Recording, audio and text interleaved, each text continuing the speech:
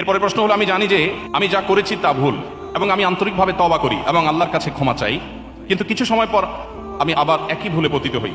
এরপর দোষবোধ ও আল্লাহ থেকে বিচ্ছিন্নতা অনুভূত হয়। আমি কিভাবে এই চক্র ভাঙতে পারি এবং সত্যিকারে নিজেকে নিয়ন্ত্রণ করতে পারি যাতে একই পাপ বারবার না করি? এই প্রশ্ন আমার মনে হয় আমাদের কম বেশি সবারই।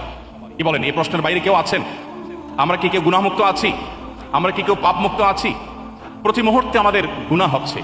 যিনি প্রশ্ন করেছেন আমি তাকে অ্যাপ্রিসিয়েট করছি, কারণ একজন মানুষ গুনাহে লিপ্ত হওয়ার পর তার মধ্যে যে অপরাধ বোধ জাগ্রত হয়, তার মধ্যে যে আল্লাহর সামনে জবাবদিহি করার বোধ জাগ্রত হয়, এটাই হলো মানুষের জীবনের সবচেয়ে বড় মূল্যবান সম্পদ। একজন ইমানদার জীবনের সবচেয়ে ভালো জিনিস হলো এটি। এই অনুশোচনা, এটাই হলো তওবার মূল সূত্র।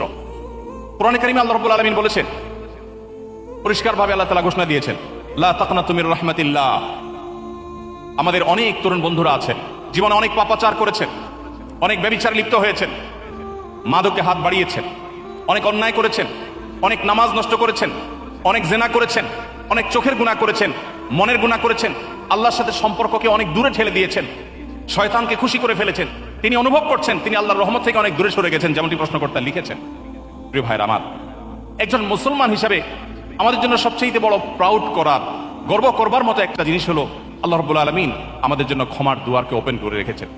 আল্লাহ রাব্বুল আলামিন ক্ষমার দরজাকে আল্লাহ তাআলা এতটা খুলে রেখেছেন, নবী করিম সাল্লাল্লাহু আলাইহি সাল্লাম বলেছেন, কোন মানুষ ঠিক জীবন সায়ান্নে যখন মৃত্যু শয্যায় শায়িত, যখন তিনি তার মৃত্যু নিশ্চিত জেনেছেন, ঠিক সেই মুহূর্তটির আগ মুহূর্ত পর্যন্ত তার জীবনের যে কোনো বাঁকে বাঁকে, যে কোনো মোড়ে, যে কোনো গতিপথে, যে কোনো গলিতে, যে কোনো পর্যায়ে, যে কোনো স্টপেজে দাঁড়িয়ে যদি মানুষ সিদ্ধান্ত নেয় আমি আর জাহান্নামের পথে ছাড়বো না, আমি জান্নাতের পথে যাব, নবী করিম সাল্লাল্লাহু আলাইহি সাল্লাম পরিষ্কার ঘোষণা দিয়েছেন আল্লাহ রাব্বুল আলামিন সমস্ত গুনাহ মাফ করে দিবেন।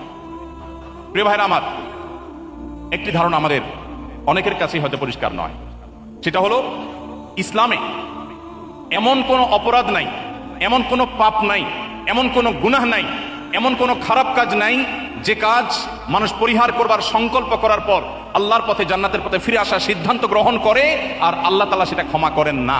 ক্ষমার অযোগ্য পাপ বলতে আল্লাহর কাছে কোনো অপরাধ নাই। প্রিয় ভাইরা আমার, পৃথিবীতে প্রচলিত যে ধর্মগুলো আছে, কোন কোন ধর্মের মানুষ মনে করে মানুষ যত পাপ করুক কোনো অসুবিধা নাই, সেই ধর্মের নবী সমস্ত পাপ সবগুলো আল্লাহর কাছ থেকে মোচন করিয়ে নেবেন, ফলে তাদের কোনো তওবা করতে হয় না। আবার অপরদিকে অনেক এমন সম্প্রদায় আছে যারা মনে করে ছোটখাটো কোনো পাপ করলেই মানুষ ইসলাম থেকে খারিজ হয়ে যায়। এর বিপরীতে আল্লাহ তাআলা কোরআনে কারিমে বলেছেন, লা তাকনাতু মির রাহমাতিল্লাহ, লা তাকনাতু মির রাহমাতিল্লাহ, তোমরা আল্লাহর রহমতের আশা কখনো ছাড়বে না। ইন্নাল্লাহা ইয়াগফিরুয যুনুবা জামিআ, আল্লাহ তোমাদের সমস্ত পাপাচার মাফ করে দিবেন। এমন কোনো পাপ নেই, এমন কোনো অপরাধ নেই, এমন একটি গুনাহ নেই যে গুনাহ আল্লাহ তাআলা মাফ করবেন না। শর্ত, আপনাকে অনুতপ্ত হতে হবে, আপনাকে আত্মশাসন করতে হবে, আপনাকে ভৎসনা করতে হবে। ইমানদারের সবচেয়ে বড় অ্যাডভান্টেজের জায়গাই হলো এটা। ইমানদার জীবনের যে কোনো মুহূর্তেই তার জীবনকে ঘোরাতে পারে, তার জীবনকে পরিবর্তন করতে পারে। শুধু একটি সিদ্ধান্ত গ্রহণ করতে হবে, আমি আর জাহান্নামের পথে চলবো না, আমি এর নাফরমানি করব না, আমি আল্লাহর পথে চলবো। আমি আগের সমস্ত কাজের জন্য লজ্জিত, অনুতপ্ত এবং সংকল্প করলাম আর করবো না। শুধুমাত্র আপনার এতটুকু সিদ্ধান্ত, এতটুকু অবস্থান এবং সংকল্প আপনার জীবনের সমস্ত গুনাহ, আমার কথা নয়, আল্লাহ বলছেন ইন্নাল্লাহা ইয়াগফিরুয যুনুবা জামিআ, আল্লাহ সকল গুনাহ মাফ করে দিবেন ইনশাআল্লাহ। অতএব যে সমস্ত বন্ধুরা বিভিন্ন পাপাচারের কারণে নিরাশ হয়ে গেছেন, আল্লাহর রহমতের আশা ছেড়ে দিয়েছেন, আল্লাহ ডাকছেন তার রহমতের কোলে, এরপরেও যদি আপনি মনে করেন আপনার গুনাহ মাফ হওয়ার নয়, তাহলে মনে রাখবেন শয়তান আপনাকে ধোঁকা দিচ্ছে। আপনারা সবাই নিশ্চয়ই শুনে থাকবেন, ইসলাম বিশ্ববিদ্যালয় কুষ্টিয়ার একজন প্রফেসর ছিলেন ডক্টর খন্দকার আব্দুল্লাহ জাহাঙ্গীর রাহিমাহুল্লাহ, নাম শুনেছেন না স্যারের? আব্দুল্লাহ জাহাঙ্গীর রাহিমাহুল্লাহ বলতেন, শয়তানের সবচেয়ে বড় অস্ত্র, শয়তানের সবচেয়ে বড় হাতিয়ার হলো মানুষকে নিরাশ করে দেওয়া, মানুষকে আশাহত করে দেওয়া। নবী রাসূলদের কাজ ছিল মানুষকে আশাবাদী করে তোলা। একজন ইমানদার তার জীবনের যে কোনো মুহূর্তে তওবা করবে, জীবন পরিবর্তন করবার সিদ্ধান্ত করবে, নিবে, আল্লাহ তাআলা তাকে মাফ করবেন। আমরা সিদ্ধান্ত নেব তো ইনশাআল্লাহ, সবাই তওবা করবো তো ইনশাআল্লাহ। আল্লাহ আমাদের সবাইকে আপনি জাহান্নামমুখী যাত্রা পরিহার করে জান্নাতমুখী যাত্রায় আসার তৌফিক দান করুন।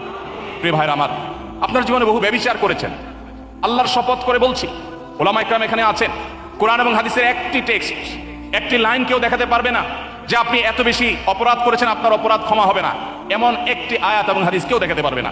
বরং আপনি যদি সিদ্ধান্ত গ্রহণ করেন যে আপনার রুট চেঞ্জ করবেন, আল্লাহ আপনার গুনাহকে মাফ করবেন। এরপরও যদি কেউ আল্লাহর রহমতের ছায়াতলে আসতে বিলম্ব করে, কেউ দেরি করে, কেউ যদি না আসে, তার চাইতে হতভাগা, তার চাইতে কপাল পড়া দুর্ভাগার কেউ হতে পারে না। রব্বে কারীমের কাছে দোয়া করি, আল্লাহ আপনি আমাদের সবাইকে তওবা করে আপনার জান্নাতের পথে, কোরআন এবং হাদিসের পথে একজন খাঁটি মুসলিম হওয়ার জন্য আমাদের সবাইকে আসার তৌফিক দান করুন।